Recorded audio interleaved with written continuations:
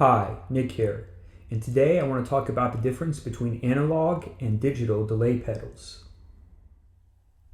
Okay, so in part one here, I'm just going to talk about the difference between an analog and a digital delay pedal in general. And then in part two, what I'm going to do is have kind of a lengthy comparison sound demo between two common delay pedals, the Carbon Copy from MXR, which is an analog delay pedal, and TC Electronic's Flashback, which is a digital delay pedal.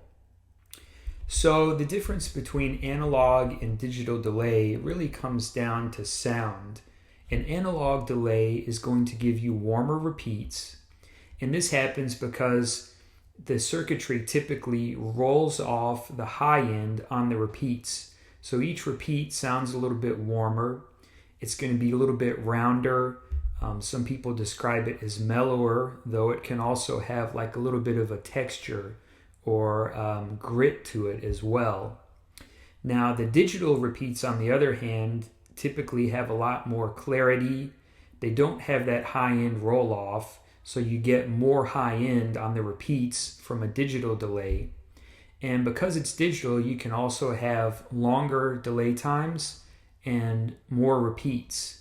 Now with an analog delay, you can have a lot of repeats, like if it self-oscillates, but it really kind of loses the original character or quality of what you played. Whereas with a digital delay, that quality can be repeated through many iterations. And again, you can have a lot longer delay as well. If you like the early 50s kind of rockabilly slapback sounds, you can get those with an analog delay. You can also get kind of classic rock sounds and early 80s sounds, anything from some David Gilmour to Van Halen to The Edge. Those are all, fertile territory for analog delay, and a lot of country players like them as well. An analog delay pedal, because the repeats are warmer, they're rounder, they take up a little bit more space in the mix. So if you have a really busy mix with a lot of instruments going on and you want the guitar to kind of sit in there, a digital one with a little bit clearer repeats might be better. If, on the other hand, you're playing in like a trio format or there's a lot of space for the guitar to fit in, those analog repeats can sound good, as well as when you're playing a solo and the guitar is punched up a little bit. The digital delay is great because the repeats are very clear. It sits in a mix very well. It works well if you have a lot of other pedals that you're using along with the delay. A digital's good because an analog can get kind of muddy when you have too many things running together with it.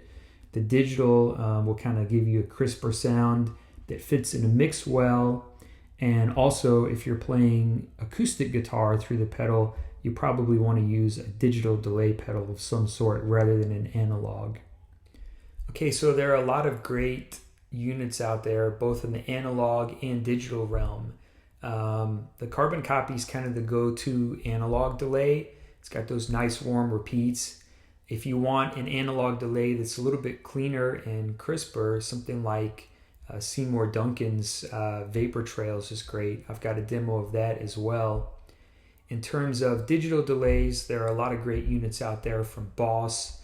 I'm going to feature the TC Electronic Flashback, and some of these digital units, if you want multiple features and kind of like a bigger pedal, from Line 6 or Strymon, which are commonly available.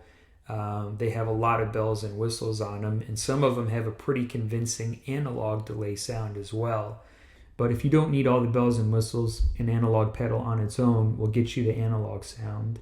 And really, I think you should probably have one of each because they both tend to be useful in different circumstances, even if you're not going to have both of them on your pedal board at the same time. Okay, so that concludes part one, where we're looking at just the differences in general between analog and digital delay pedals.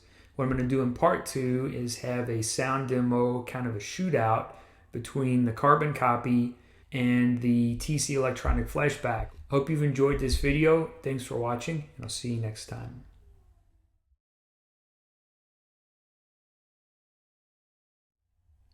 So back in the old days of like the 40s, 50s, and 60s, delay was made either in the studio through an echo chamber, so sort of like a long reverb, or with some sort of an analog tape unit.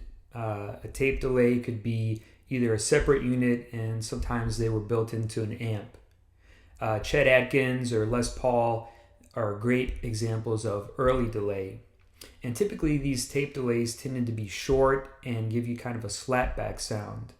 Now later on there were Echoplex and Echo Rec units that were used by people like Jimmy Page and David Gilmour to get these really long delays.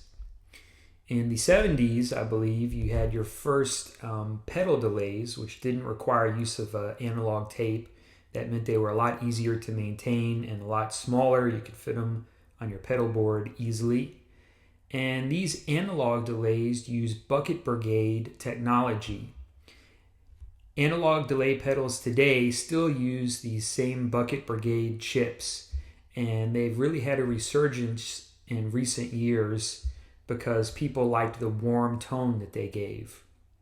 Now, in the 80s, you had the rise of digital delay, which was either in a pedal or a rack mount unit.